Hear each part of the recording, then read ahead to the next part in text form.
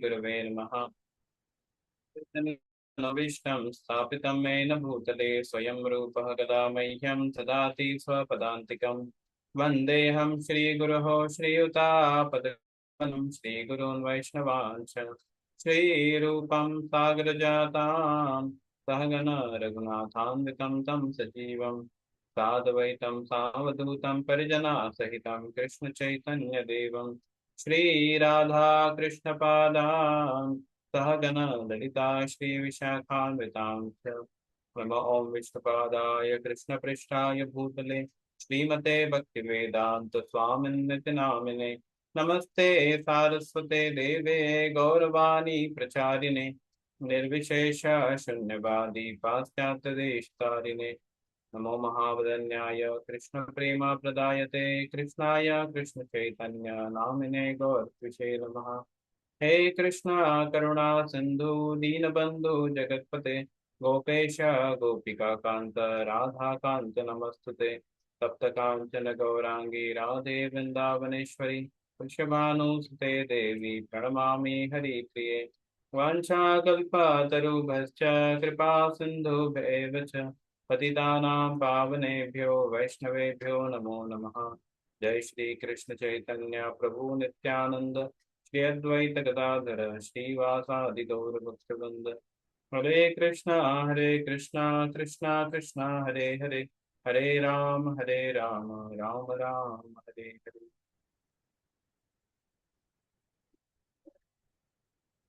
Hare Krishna. So we will be completing our topic today, that is 18 items of knowledge. So this was the one verse. So last 2 weeks we couldn't uh, keep our counselor meeting because of the Golden Jubilee celebrations. I think 2 weeks or 3 weeks we couldn't had. So today we will complete this particular thing. And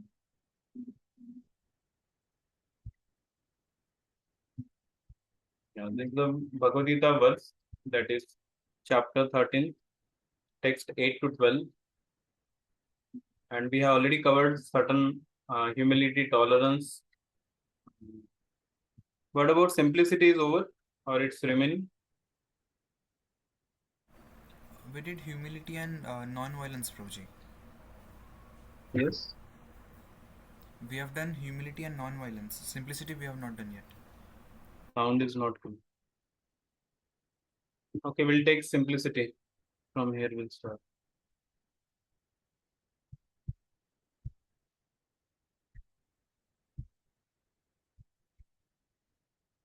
Yes, Samarnath, you can read.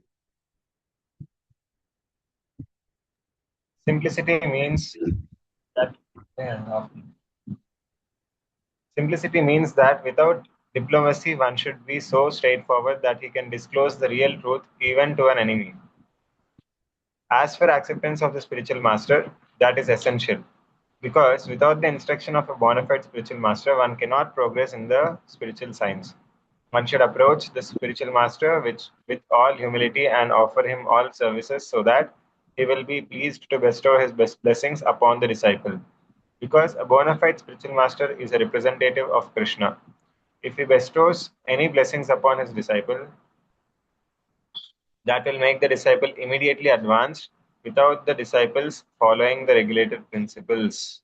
Or the regulated principles will be easier for one who has served the spiritual master without reservation. Yeah. So here the quality of simplicity is mentioned. So simplicity means without diplomacy or without duplicity. So one should be very simple. Simple, one definition of simplicity is like a devotee is very simple in terms of his, what do you say, his clothes, appearance, or even his qualities. That is one thing in terms of appearance or his food and other things. One is very simple. Another simplicity is one should be very straightforward. Like he should not hide anything. Here it is said that one should be so straightforward that he can disclose the real truth even to an enemy. Even to the enemy, in case enemy asks also, one is ready to tell and disclose the real truth also. That means he is so simple. So So of course, when such simple devotee uh, cannot be kept in such kind of position where he will reveal the confidentiality. But this is one important aspect of spiritual life, because when we want to advance in spiritual life, if we are not simple, then it is difficult actually. Bhaktivinoda Thakur also says that simplicity is the first qualification of a Vaishnava. That when we are simple in terms of our dealings with other devotees, we are not duplicitous. Like I tell one thing, but I don't follow myself. So that is the diplomacy. Like in diplomacy, what happens? People speak big things, but they don't follow anything of that. But simplicity means I just what to say? I speak what I follow. Yeah. So that is kind of simplicity. Or a devotee, uh, or he does not hide anything. He will hide anything. What he is inside, that is only his outside also. So he's ready to share, reveal his heart. If something is there in his heart, he will reveal as it is. He'll seek guidance to overcome a particular situation. That is the simplicity. And suppose somebody is very proud. So simple person, so proud person can also be simple. How he will do? Simplicity means he will just what is it? He will acknowledge that I am proud. Prabhu, I am very proud. Please forgive me. Please help me to come out of this. So it's simple. He has something inside and he's speaking it straightforward. He's not hiding anything. Or somebody is feeling some lust problem. He will, of course, he will not go on telling to everyone, but he will reveal to the proper person who can help him come out of that situation. So that is also called as simplicity.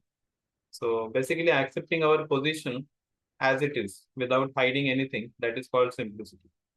So one should be so straightforward that he can even disclose. So this is an extreme situation given that that person is ready to even disclose the real truth to even to an enemy.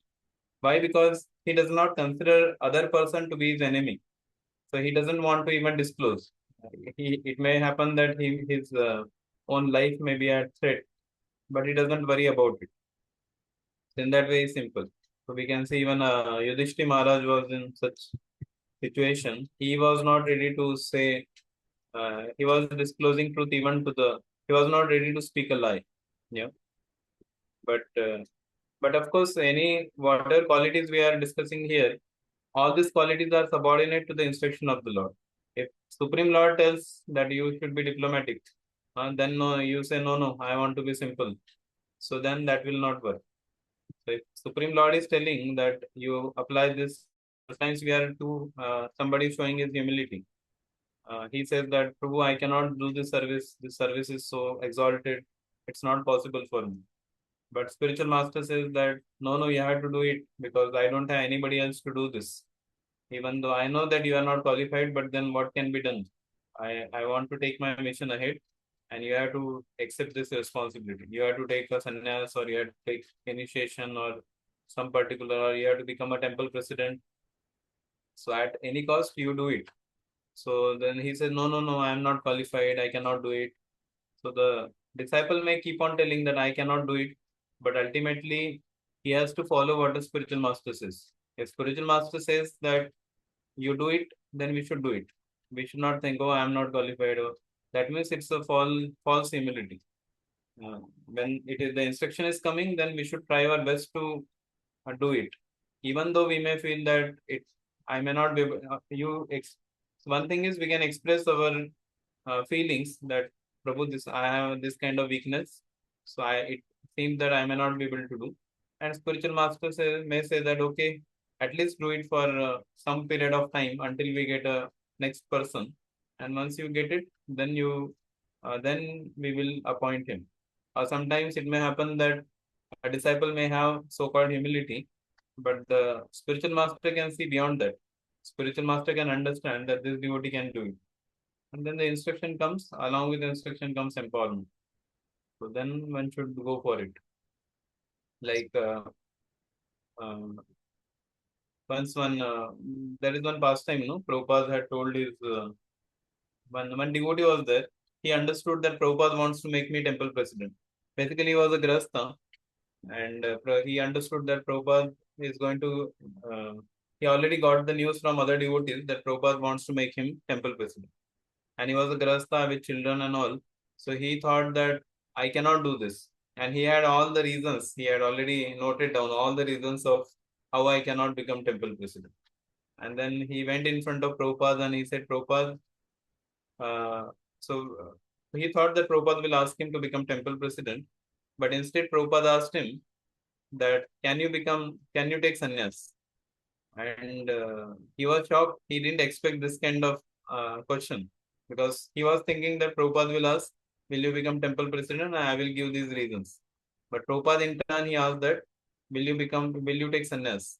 And then this Grahastha devotee, he started putting so many things. He said, Prabhupada, how can I just now, I got married, I have children, how can I take sannyas? Who will take care of them? And then many things he started putting. And Prabhupada said, no, you have to take sannyas, you have to take sannyas. And finally, the Grahastha, he said, the devotee, disciple, he said that Prabhupada, I can do anything except taking sannyas. And then Prabhupada said, okay, become temple president. So that is how Prabhupada dealt with the situations. Of course, instruction of the spiritual master is not so simple that it comes and you immediately accept it. It's not so simple also. Sometimes the instructions may be very challenging, but then we have to accept it because especially when the need is there, one has to accept. Like recently we had this Golden Jubilee celebrations. So we can see so many Prabhupada disciples came and all of them were sharing that what kind of instructions they got, especially His Grace Shrutakirti Prabhu, Her Grace Srimati Mataji. And so they were sharing about how so many personal instructions came by Srila Prabhupada and what kind of lifestyle they had to live. Yeah, so that the Mataji was telling that she didn't had even when she went to she was staying in the Medchill farm. Actually, she was saying that a lot of difficulties were there because especially Western people coming to India and after coming here also, those times there were no temples, there were no facilities, there were no proper prasadam or any arrangement. Even in that situation, they served Srila Prabhupada. They did so much preaching to take the mission of Srila Prabhupada ahead. So a lot of challenges came also. So she was telling that even she had a small child. Even there was nothing to even feed the child also. The situation was so much difficult. But even in that situation, and she said she was very lean and thin. There was no proper food. There were so many services and situation, and even the atmosphere and everything was very challenging. But their faith on Prabhupada was very firm. They understood that Prabhupada is the one who is the spiritual master, and he has come here to take us back to God. And we need to assist him in his mission. So whatever he's telling, we have to just follow. And then they all just surrendered themselves in that way. So many difficulties came, but all of them remained very loyal to Srila Prabhupada. And that's why we see that the things went ahead. And that's why they received the mercy of Prabhupada, mercy of Acharyas, and like that. So sometimes some inconveniences may come, and some people give also, thinking that, oh, what is this? So many things I have to do. Better I become a karmi and peacefully stay. He may think like that. And that also happens. Some of the disciples, some of the devotees, they are wanted, but they saw that nothing is there. Swamiji is alone. There are no facilities, nothing. How can I practice Krishna consciousness? Some of them left also. So, so one has to. So when such situation comes, the person's advancement is tested also. That how much we are there for the mission of Srila Prabhupada. Like when I was joining the ashram, they asked many questions. One of the question is, what if ISKCON gets bankrupt? Yeah, if the ISKCON completely gets bankrupt, what you will do? Yeah. So currently we are joining ashram. You are seeing the temple is very big. There are nice facilities. Nice prasadam is there. Nice engagements are there. Everything is nicely uh, settled. So, but what if the ISKCON gets bankrupt and you will be on the road? No, nothing is there with you. So, will you still practice Krishna consciousness? Will you be still practicing this brahmacharya ashrama? And what we will do? So all that we have to write also. Yeah. So So basically, that is how the dependence on Krishna also comes. When we are put into such situations, then only we can depend on Krishna also. Otherwise, we may take shelter of different facilities and think that, oh, everything is nice. Maybe I can practice. Because everything is nice, I can practice Krishna consciousness. So all the things are secondary. First thing is our even some more Prabhupada disciples came who were here in 1976. So they were staying here, and like Vidur Prabhu and others, they were saying that they used to stay in the same ashram above, and that time there were hardly any proper things were not there. There were not proper facilities. They had to do a lot of services. They had to make life members. They had to do cooking for the. They had to do worship of the Lord. They had to do construction. So a lot of things were there, and hardly there were. It was not a sustainable model in one sense. A lot of missionary activities going on because every place temple is opening. Every month temple is opening in different cities, different countries, and devotees are required. So some devotees will be empowered beyond their limits also. So some of the glimpse we got during this Golden Jubilee also, because festival was very big. Nobody thought how can we do such kind of massive festival. 4 days, that to 4 days. It's not just a one evening or something. It's a 4 days, and morning also, evening also. Morning almost festival will go till 1 o'clock. Then little bit time is there, and again 4 o'clock the festival begins, and it is going till 11:30 like that. So it was very massive initially when the meetings were done.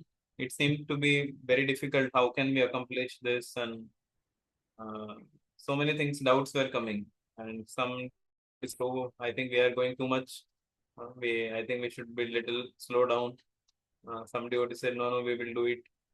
Some devotees were giving ideas. Some devotees were giving this, that, and finally now the festival is over.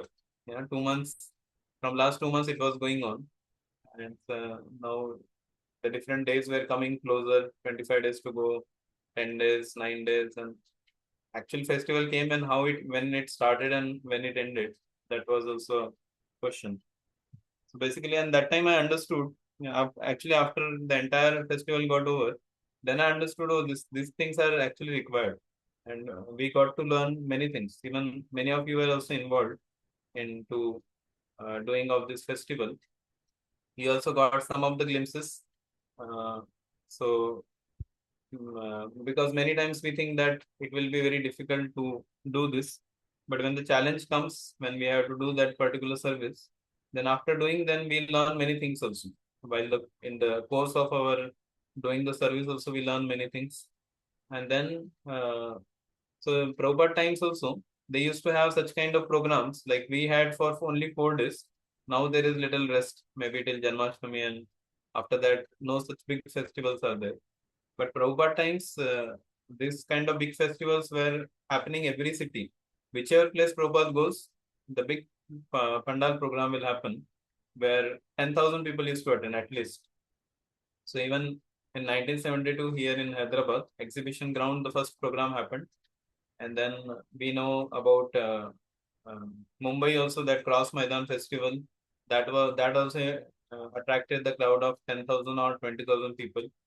And so every place Prabhupada used to go, he used to conduct a big programs in all the cities. Surat also he did that, yeah, in Kolkata, in Delhi. So all the places Prabhupada was doing a massive big festival.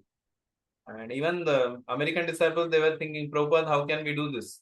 And Prabhupada says, if you cannot do anything big, then what is the use of your being Americans? Yeah, Prabhupada. Uh, Another times, Prabhupada used to say that you are not American, you are not, what do you say, European, you are not Indian. He used to tell them like that.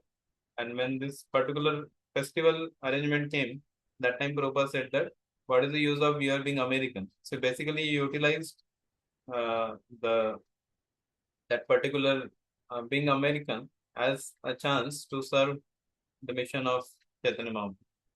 And then the devotees said, okay, Prabhupada is saying, so let us do it. Prabhupada said that aim at rhinoceros.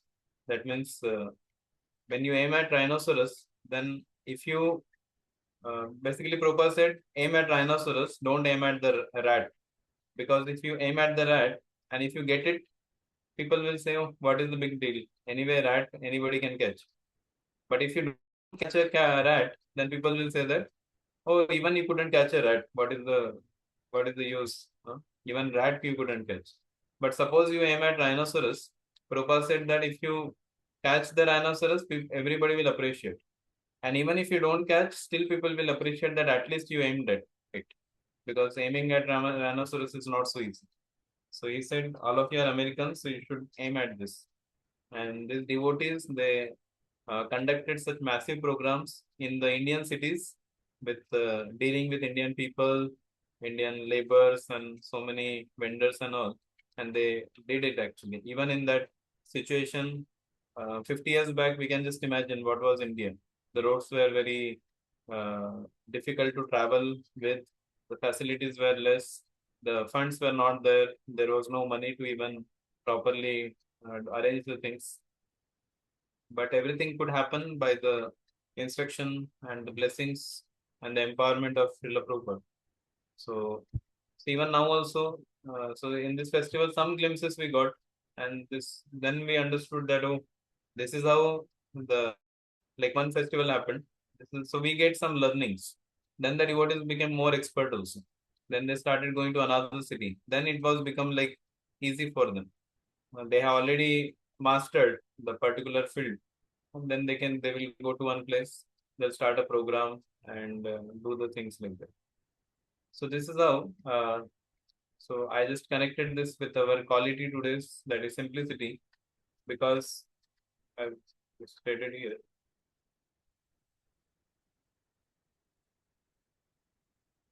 One should approach the spiritual master with all humility and offer him all services so that he will be pleased to bestow his blessings upon the disciple. So, yeah. So in this way, one has to approach uh, the spiritual master with all humility and offer him all services, so that he will be pleased with our service and he will be bestowing the benediction, blessings.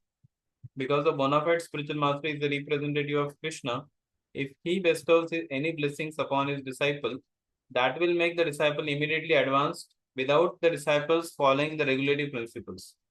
So you see, the blessings of the spiritual master are so strong that even if we are not very qualified, we may be struggling with our anarthas for trying to follow four regulative principles somehow. But if the spiritual master is pleased, then a disciple can immediately advance in the matters of even practicing four regulative principles. There is one book, uh, Prabhupada, Appreciation.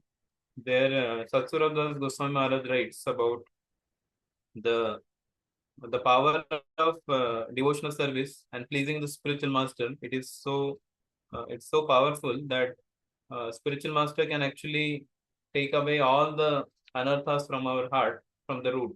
Everything will go. Yeah, because a disciple pleases the spiritual master by following the instructions, and he can make tremendous advancement. And all the anarthas, suddenly you understand that initially when there is no engagement, we feel that, oh, this anartha is troubling, that anartha is troubling. I don't have this quality, that quality. But when one engages in such kind of activities for the pleasure of the spiritual master, then automatically all the what we say, the advancement becomes very fast, because the blessings come of the entire Guru Parampara and the Supreme Lord, and that's how it becomes very easy. Or the regulative principles will be easier for one who has served the spiritual master without reservation. So outside people sometimes they get a question that how the devotees are able to give up everything, how they are able to give up movies, outside parties, and going to different places, and even eating outside food, how they are able to give up all these things. Yeah, but these things become easier for one who has served the spiritual master without reserving. So serving means the main instructions all of us are having: chant 16 rounds, follow four regulative principles, read the books, hear, and so reading, hearing. So these instructions are there. Along with that, we will have some specific, and of course, all of our whoever comes from the Srila Prabhupada, our spiritual masters, then the representative of the spiritual master, they will be giving the same instructions of Prabhupada. And so when we follow those instructions, then also we get the mercy of entire Guru Parampara. Okay. Let us read the next quality, that is cleanliness. Yes, Shivam Prabhu.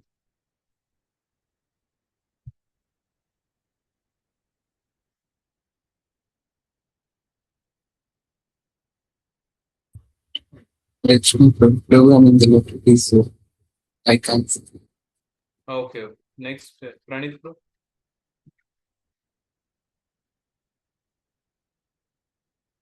Cleanliness is essential for making advancement in spiritual life. There are two kinds of cleanliness, external and internal.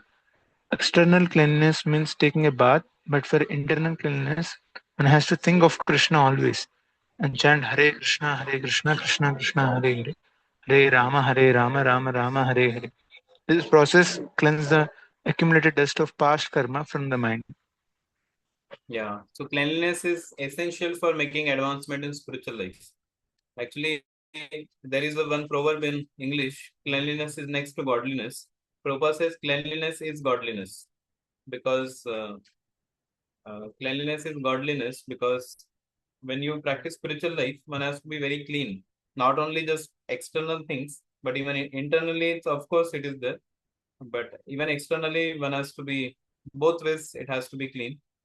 So externally, by taking a bath, by maintaining proper cleanliness standards, even cleaning our room, our table, yeah, even the place. Suppose you are sleeping in some place, as soon as we get up, we should clean that place completely in the morning itself.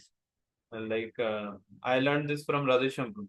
Radheshampru, as soon as he get up, he will take bath. When he comes back from taking bath, he will clean the entire room with the mop stick, and then after cleaning, then he will wear dhoti kurta. Because without mopping, if you wear dhoti kurta, then dhoti will touch to the ground, and that is already, because you have slept on that place, it's an unclean place. So we should clean that place, then we can do our activities. Then it's like a, we have taken bath, external surrounding that also has become clean. So then it's a proper place where we can do our, it becomes a mode of goodness. Another thing I saw from Radheshampur is this mug that we use, no, for taking bath. So that mug should not be on the ground. Like generally, some devotees, they take the bath and they keep the mug on the ground only. It has to be kept on, either on the bucket, hook it there. Otherwise, we hook it on the shower or something, because yeah, that has to be done. Once in Prabhuji's bathroom, the mug was down on the ground when he went to one particular place, and immediately Prabhuji said, "Hey, who has used it? It's Shudra culture." And I was little, because I was not sure whether I kept or somebody kept. Prabhuji, it's Shudra culture, he said, because as soon as we keep the mug down, it is the down on the ground, there will be a lot of dust. So it will touch to that. So then you can't just put it on the bucket water and then again take bath. That dust will go over us. So one has to be very clean in that matter also. So many devotees don't know about it. Even what to say? Even while washing our clothes also, our kopen or the undergarments that we use, that should be washed along with, when we take bath, that time only it should be washed. It should not be washed along with our dhoti kurta and other things. And while drying also, we should dry them separately. Dhoti kurta we should dry separately. So that is how this also includes in cleanliness. These are little more finer things in cleanliness. And also there are many more things involved. Like the place where we chant, that place should be cleaned, and even the mat or something which we are supposed chanting on that, then that should not be used for sleeping. If you have slept on that, then you can't just sit on it and chant your rounds. That comes in Tamoguna also. So like that, there are many particular things, and Prabhupada was very particular also. Once when he went to Vrindavan, actually Vrindavan temple devotees had done thorough cleaning, everything. And Prabhupada was going, checking everything. And devotees knew that Prabhupada is going to visit means it has to be thoroughly clean. And our devotees were very confident that they have cleaned everything.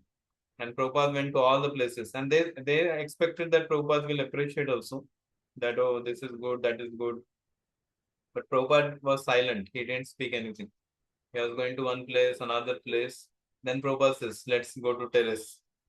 And then, but devotees were intelligent. They had clean terrace also. But I think one place, somewhere there was some dust remained on top of something. And then Prabhupada said, what is this? And then they said, Prabhupada will just clean it. And Prabhupada said, yes, do it. And then they cleaned. And then Prabhupada went. Prabhupada was very particular in terms of cleanliness also. Actually, there are two things. One is cleanliness is, there are four pillars of sinful life. And opposite to that, there are four uh, principles which we should follow. That is austerity, mercy, cleanliness, and truthfulness. So in that mercy and in this four regulatory principles, there is illicit connection. So cleanliness comes opposite to illicit relation. So if somebody is not clean in his habits, then you can see that he will also get into illicit activities also. Or somebody is already engaged into illicit connections, you will see that he is not performing cleanliness properly. So that is very much there. Or somebody is not clean in his surroundings, in his clothes, in his things and all. Then when it comes to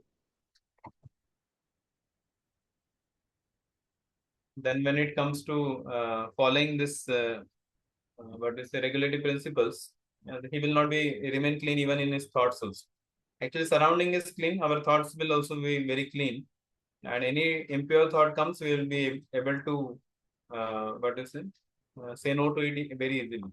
But when the surrounding is only not clean and we are not much bothered also about it, then sometimes even the unclean thought comes, that also we are not bothered about. And that is how it takes rise to lust. Lusty thought comes, and then thoughts, it gets into action. Action becomes a habit. Habit becomes a character. Character becomes a destiny. So that is how the person goes into different things. So cleanliness is one of the very important aspects.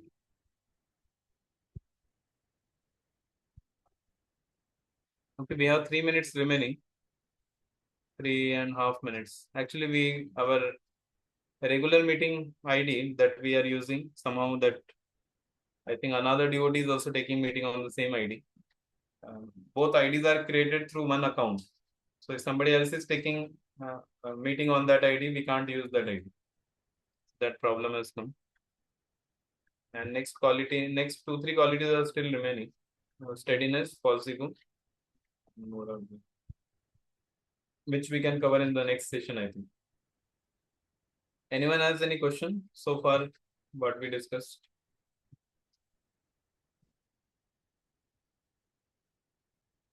Basically, we discussed two things, simplicity and cleanliness. These two things we have discussed in today's session. And these 18 items of knowledge are very important. At least verbally, we should know all the 18 items.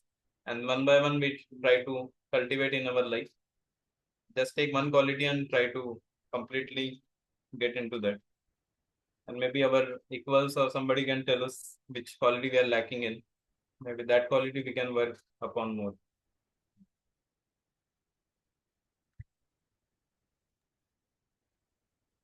Hare Krishna, Prabhuji. Hare Krishna.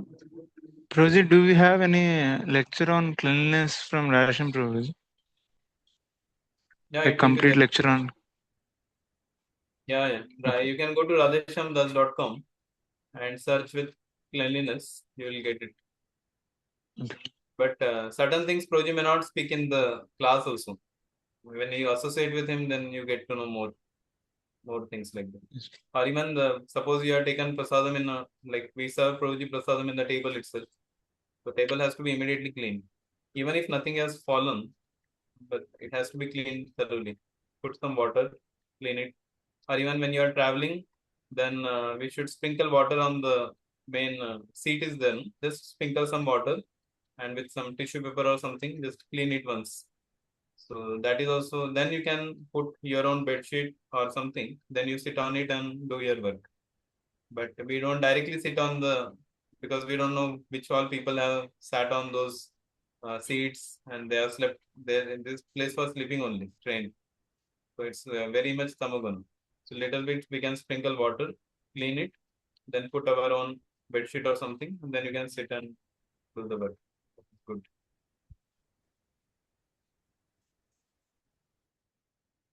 Here one question has come. If we tell the truth to enemy, what if he takes benefit of it? Yeah. Actually, we should not. Actually, that kind of, basically it's a extreme thing. Like one should be so simple that he should be ready for that. That is what is given. Doesn't mean that one should actually do it, but that is a thing of simplicity. That uh, that is the extreme of simplicity which is mentioned. Not necessary that one has to do it. Yeah. So that just a kind of maybe analogy kind of thing is given today.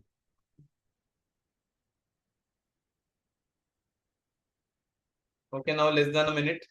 So maybe we will end our discussion here and we'll meet again next